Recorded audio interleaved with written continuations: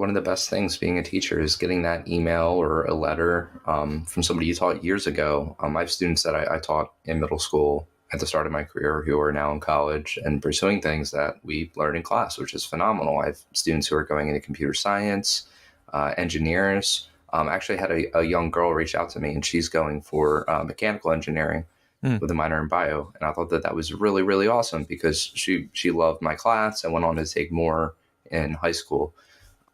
And so, yeah, I think that there's lots of people that I fortunately or hopefully have helped impact. And I think that's worth at least what you said, $50,000.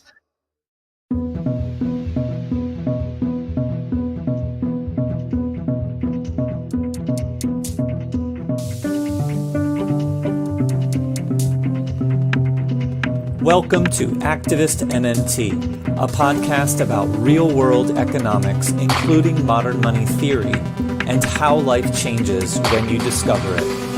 I'm your host, Jeff Epstein.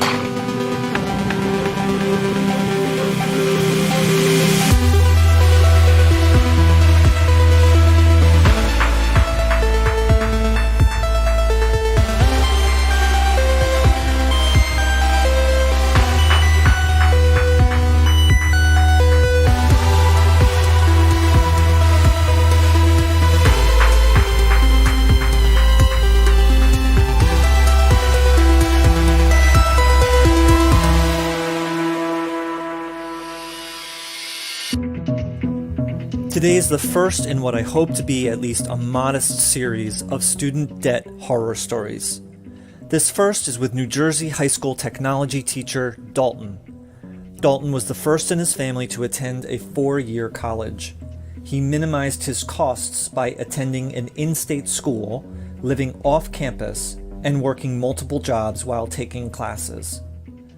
Dalton graduated in 2015 with a bachelor's degree and $47,000 in debt.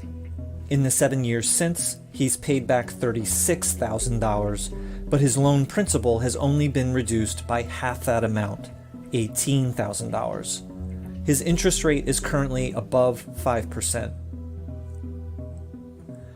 Interviewing a teacher regarding the topic of student debt has been particularly illuminating.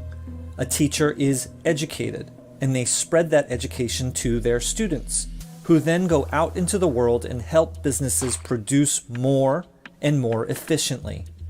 You would think this has resulted in many times more in profit and wealth than $47,000 for someone. Why then would you burden their teacher with a debt when he's clearly produced many times more than that in value for the economy? In other words, society, or us. Even if we pretend it truly is necessary for students to pay for their own education, it still makes no sense to put a crushing burden on someone who clearly generates many times more than that overall. More than 90% of all student loans are owned by the United States Department of Education. The U.S. Department of Education is fully funded by the one institution that can only pay for things by creating more money. Our public money, not taxpayer money, our public money, can indeed pay for all of it, a reality that makes the burden of student debt particularly egregious. Whatever benefit the lenders get from doing this, it's got nothing to do with a measly $47,000. It's also got nothing to do with money. And now, on to my conversation with Dalton. Enjoy.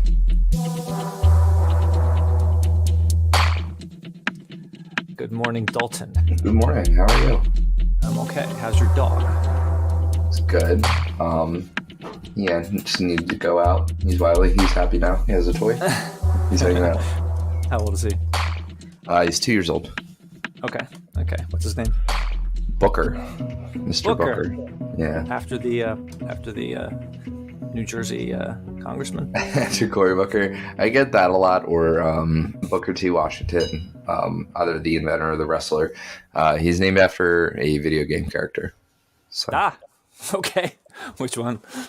There's a game called BioShock. It's pretty cool. Okay, I've heard it. I've heard of it. Yeah. Okay. All right. Well, I have to say, you have completely set me off. I am. I have not been this excited about a particular song playing on the guitar for a long, long time. Um, Sunshine by I forget his name, but Sunshine Go Away Today. Yeah, Jonathan Edwards. Jonathan Edwards. It is really exciting. The strumming is the hardest part, but yeah, no, it's like I can sing it, I can play it. It's the chords are simple, and it's pretty exciting. So I don't know what triggered you to share that, but I'm really glad you did. Yeah, it's a pretty cool song. It's just, I guess the triplets and the palm muting are hard. The song itself was written. There's like really cool story behind it, but it came up in my shuffle when we were talking about James Taylor, and then I listened to some John Prine after, and then this came on thanks to Algorithm, and I kind of forgot about it. It was a Vietnam era song. The guy had wrote it as kind of like a protest song, but it's adopted many meanings over the years because this, lyrics continue to be relevant to different situations. And I thought it was particularly relevant now. I was like, oh, it's made me think of the things that we were going to talk about today. Oh, that's cool. Sunshine, go away today.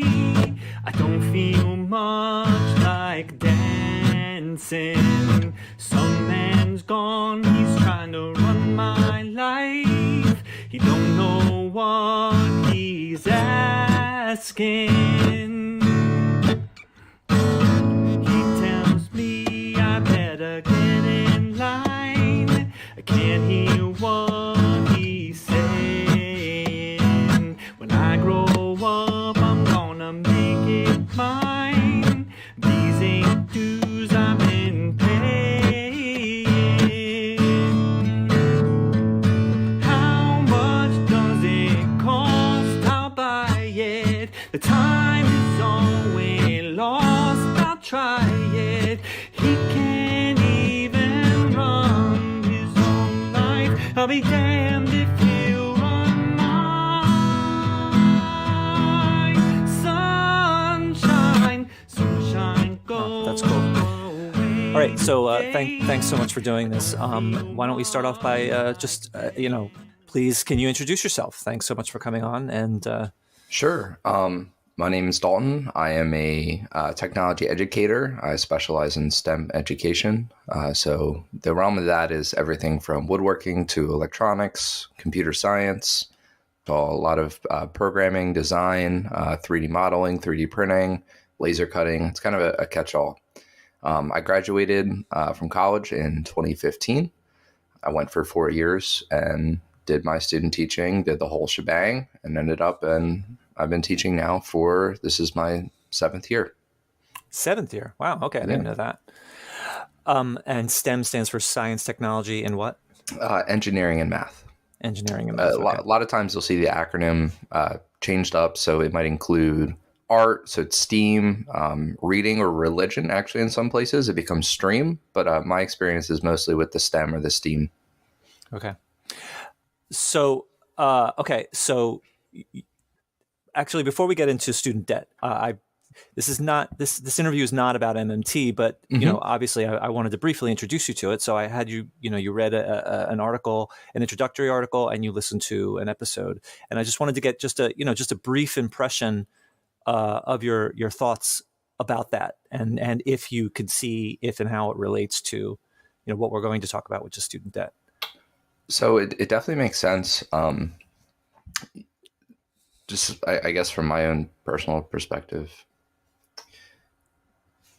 money, I guess, isn't necessarily backed by the gold standard anymore. And it's just kind of something that's been printed. And we saw that at the start of the pandemic, with the memes and the actual reality of just printing money to support the economy through the worst pandemic, in the last 100 years.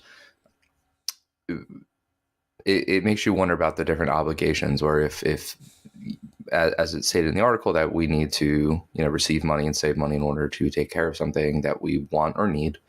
But it's very different for an established government where it's just simply printed or made to meet the need, if that makes sense.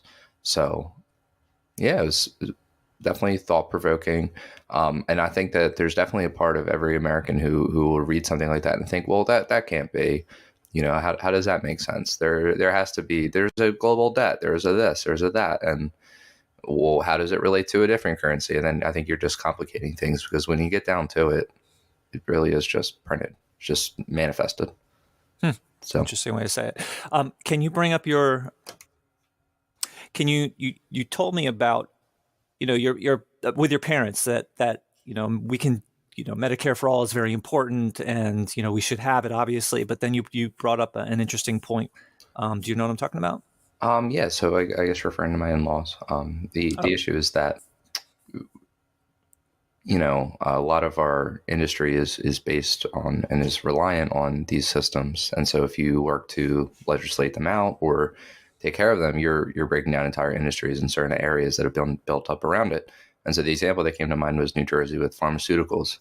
If we did go to a Medicare for all model, there would be a less of a need for insurance companies or back end people to support that. And so that would lead to, a lot of jobs causing issues. And, you can get the politics of like what's happened in New Jersey and who would be responsible for taking care of that. But that's kind of, my take on it.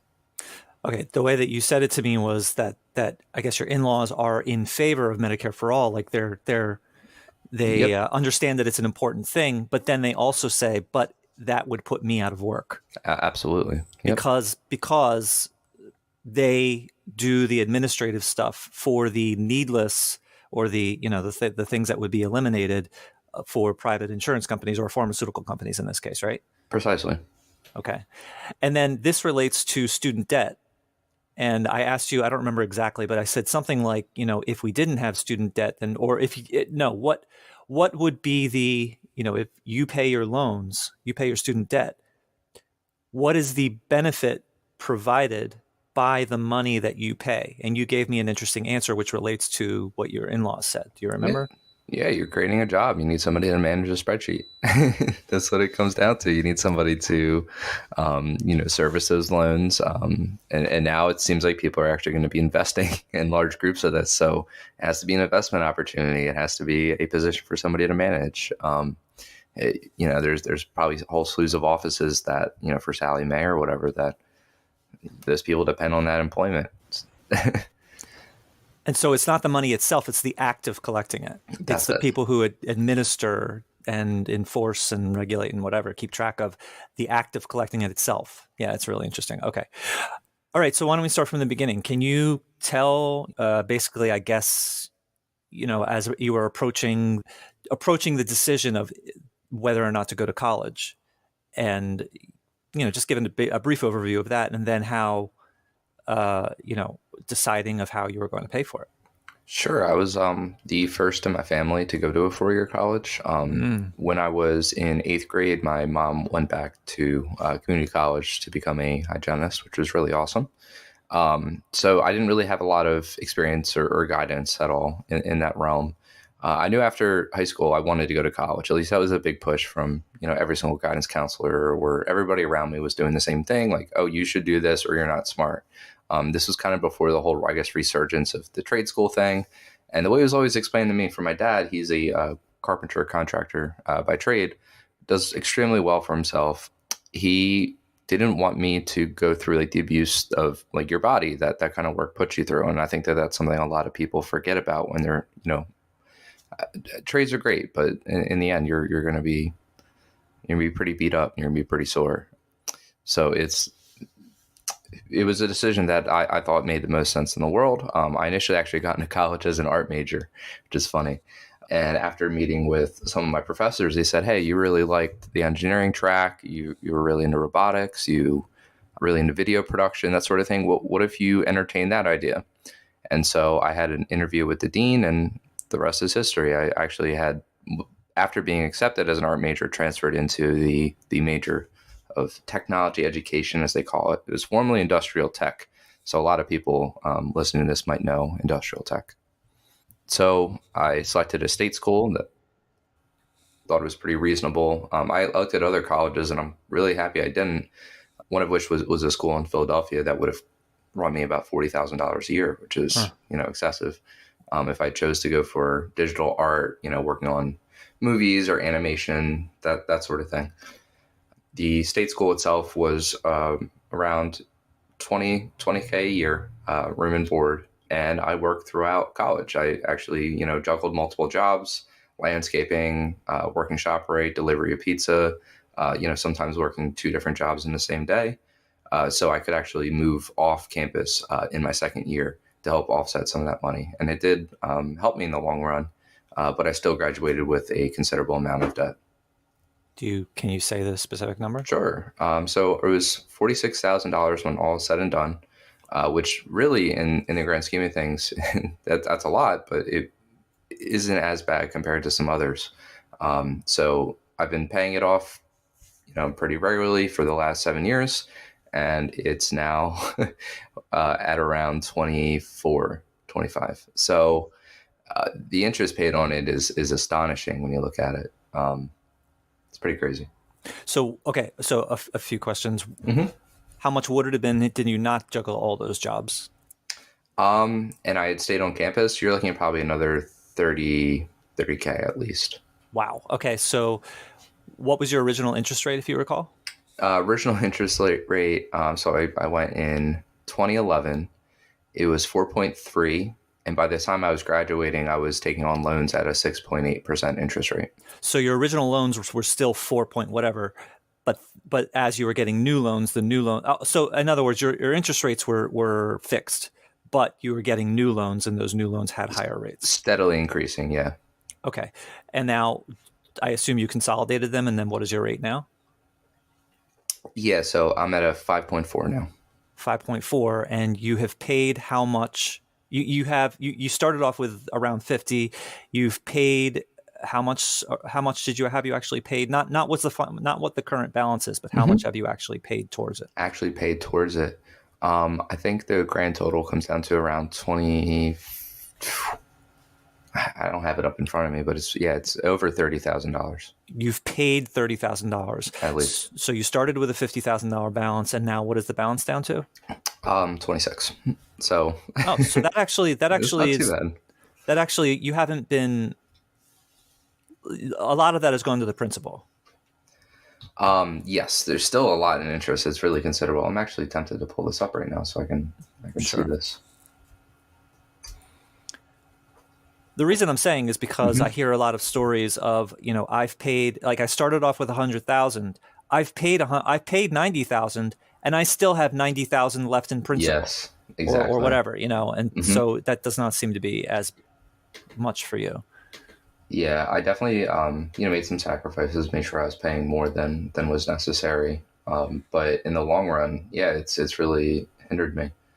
So.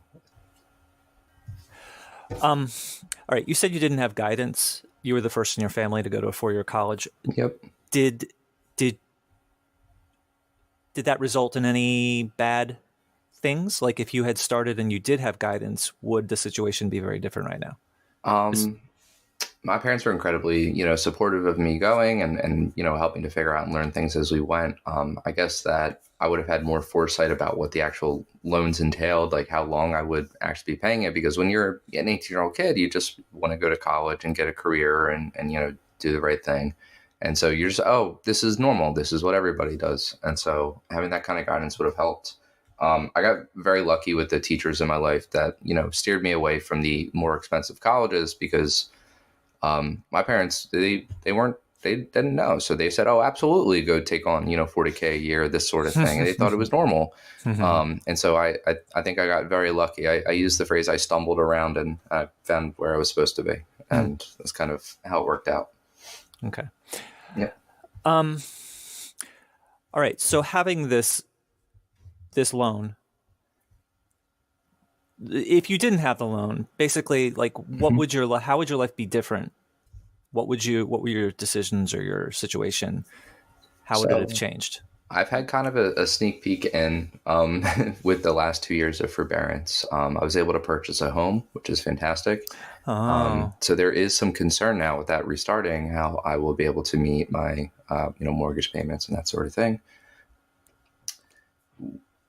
when I graduated and I saved up to rent an apartment with a friend until I was engaged and was to be married, and then I moved back home again.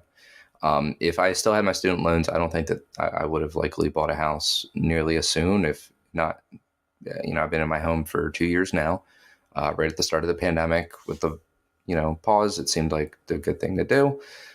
But yeah, it's definitely afforded me the opportunity to do that. Work on paying off my vehicle. All those things, I'd have to reevaluate a lot of things in my life and restructure different things, especially with working towards a PSLF, student loan forgiveness. Mm. It's pretty high payments. So definitely causes some strain and stress there. And I can't imagine how other people my age, I'm one of the very few people in my friend group that was able to purchase a house. And if I was single and not married, there's no way that would have happened. And I mean, I don't, maybe this is not appropriate to get into, but if you bought a house that you could afford because you didn't have your student loans, but the student loans are coming back. So is that house, there obviously had to be some calculation of my student loans are going to come back. So we have to buy a home that anticipates that. Yeah, so there's definitely been a lot of savings there, and it becomes a calculation down to, well, I really enjoy doing these running activities for kids at school and doing this sort of thing, but it might come down to, this doesn't pay enough. I'll have to, pick up a side job that will pay a considerable amount more for the time that I can put in. And that might be, something to consider. But yes, that was definitely part of the equation when we were purchasing the house. And we're fortunate, by no calculation of our own, the house is appreciated considerably. So, worst comes to worst, I don't foresee that being the scenario. I think we would be all right. Wow. Okay. I assumed that when you got your loan, that there was just absolutely no question of, this is just how it has to be. I have to take out a loan. Yeah. School has to have a cost. Therefore, I have to have a loan and I have to have debt. I wonder if, was there any questioning about that, or was that just, this is how it has to be? It's unfortunate but necessary. That was kind of, the attitude. I was amazed, as a 17-year-old who's never had a credit card and took a personal finance class as a sophomore. They said, here you go, take on 40, 60, 200K debt. You got this. It was insane. So yeah, no, there was no question. It was just kind of something that was mentioned in passing. And I was a pretty good student in high school. I feel like I paid attention, but that wasn't really a major discussion at the time. I guess 2011, that wasn't really something that was discussed much. But I mean, you and I guess your family, your thoughts of, I'm going to go to college, therefore it is unfortunate but necessary that I have to take on this large debt. Absolutely. There was no questioning about that. Nope. No. Okay. Now, looking back, I mean, you have a very, very small taste of MMT, but now knowing that maybe it's possible to not have a cost to education and therefore if there was no cost, then there would be no debt. How does that change your thinking? If it does change your thinking about the whole situation of, you got this loan, of questioning, the need for that loan and whatever. I don't know, just how does that change your perspective, if it does? No, it's absolutely. And actually, going back to your earlier question, I'm looking at it now. I've paid back double what I actually paid off. So it's 1836. Yeah, so 36K, 18K on principal. That's pretty upsetting. Sorry, go back to your earlier question. So you paid 36, but your principal is only down by 18, and you still have a 5-something% interest rate. Yes. So very disappointing. It's kind of, it's extremely frustrating because you're doing something that the benefits aren't just for me going to college. I'm hopefully benefiting society and whatever our current economy is. So yeah, when you realize just how possible it is to make it funded in that way, where you're not, crippling people, it's incredibly infuriating. especially with recent movements you're seeing where people are quitting their jobs and moving around, more people want that freedom, but they're tied down because of this. It's almost like a control thing where you're stuck in one spot or one field and you aren't able to take risks. You can't start a business. You can't move to a different country or area to try something new. You can't You're stand up to exploitation. you're stuck. Yes. And so it's almost, yeah, you realize that they just don't want to, or that it's not convenient for the larger, yeah, the larger apparatus. I've been thinking recently, and you kind of just you just reminded me of it, which is you're being a teacher, education for you, and now you're educating others. You are increasing the productivity of the nation. When you are educated, your productivity increases. And now you are teaching hundreds of students. Maybe that's a little bit of that, but over your career, certainly hundreds of students. You're teaching hundreds of students. You are educating them. You are enhancing their minds. You are making hundreds of people, more productive for the economy. I would think that would be worth $50,000 of of productivity. So that kind of brings home the fact that you getting an education and then spreading that education to hundreds of other people is worth way more than $50,000. So for them to burden you with having to do this, what we now know as an artificial burden, is like doubly unjust. Absolutely. And I think one of the best things being a teacher is getting that email or a letter from somebody you taught years ago. I have students that I taught in middle school at the start of my career who are now in college and pursuing things that we learned in class, which is phenomenal. I have students who are going into computer science, engineers. Actually had a young girl reach out to me, and she's going for mechanical engineering with a minor in bio. And I thought that was really, really awesome because she loved my class and went on to take more in high school. And so, yeah, I think that there's lots of people that I fortunately or hopefully have helped impact. And I think that's worth at least what you said, $50,000. They've created, I mean, very simply, they have created $50,000 in profit for someone. Absolutely. I mean, there has to be hundreds of thousands, if not millions of dollars of all your students of the value that they've created in this unjust system. If it were a just system, it probably would be way more than that. But they've clearly created that much value for someone somewhere. And so for them to do that to, the person that, I don't know, it just becomes more obvious to me anyway. Okay. Is there anything that you feel needs to be said regarding, any of this stuff before we stop? I think the worst thing and one of the hardest things is, as a teacher, you want to inspire these kids and tell them that the sky's the limit and they can do just about anything and that they need to pursue their dreams. And I feel this innate sense, especially I guess as I've have been doing this for a while, where you have to have like the realism talk with them, and it's so frustrating because I hate to show them like, hey, I want you to go to a Villanova, I want you to go to an MIT. Let's look at how much it'll cost. Like, nobody had this conversation with me. Like, let's take a look at that. And part of me, it kills me because I don't want to discourage these kids or scare them or tell them that they shouldn't do that.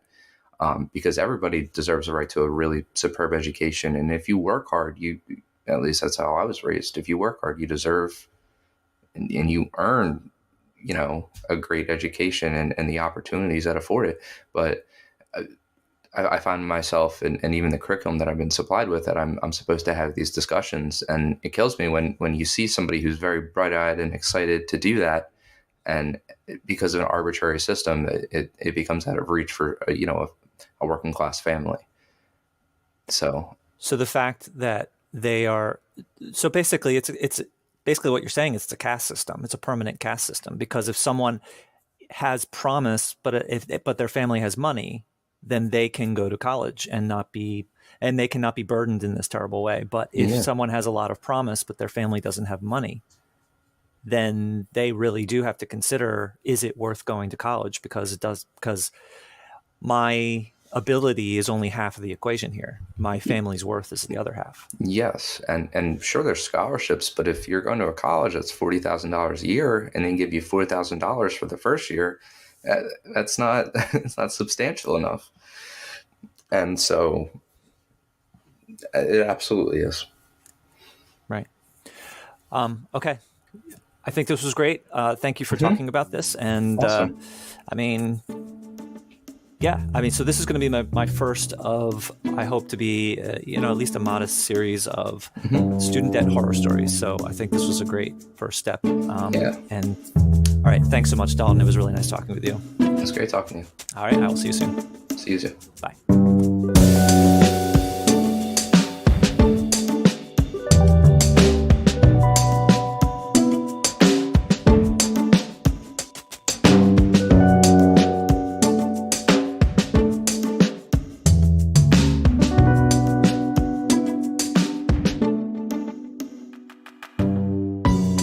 Music for this show is by RecTech.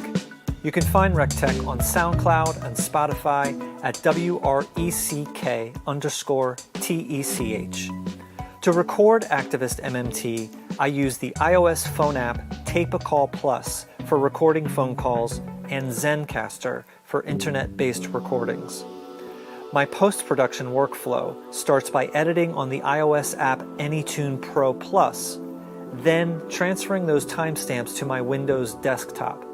At that point, I crudely process the audio in Audacity and then implement the edits and do all of the final processing in the Reaper digital audio workstation.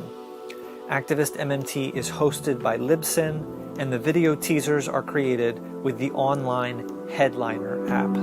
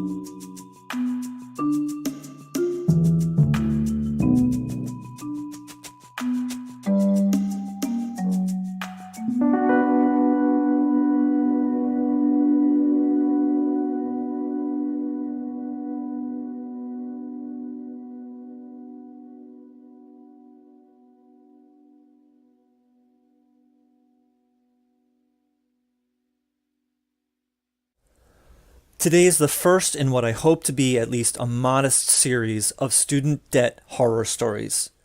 This first is with New Jersey high school technology teacher Dalton. Dalton was the first in his family to attend a 4-year college. He minimized his costs by attending an in-state school, living off campus, and working multiple jobs while taking classes. Dalton graduated in 2015 with a bachelor's degree and $47,000 in debt. In the 7 years since, he's paid back $36,000, but his loan principal has only been reduced by half that amount, $18,000. His interest rate is currently above 5%. Interviewing a teacher regarding the topic of student debt has been particularly illuminating. A teacher is educated, and they spread that education to their students, who then go out into the world and help businesses produce more and more efficiently. You would think this has resulted in many times more in profit and wealth than $47,000 for someone. Why then would you burden their teacher with a debt when he's clearly produced many times more than that in value for the economy? In other words, society. or us. Even if we pretend it truly is necessary for students to pay for their own education, it still makes no sense to put a crushing burden on someone who clearly generates many times more than that overall. More than 90% of all student loans are owned by the United States Department of Education. The U.S. Department of Education is fully funded by the one institution that can only pay for things by creating more money. Our public money, not taxpayer money, our public money, can indeed pay for all of it, a reality that makes the burden of student debt particularly egregious. Whatever benefit the lenders get from doing this, it's got nothing to do with a measly $47,000. It's also got nothing to do with money. And now, on to my conversation with Dalton. Enjoy.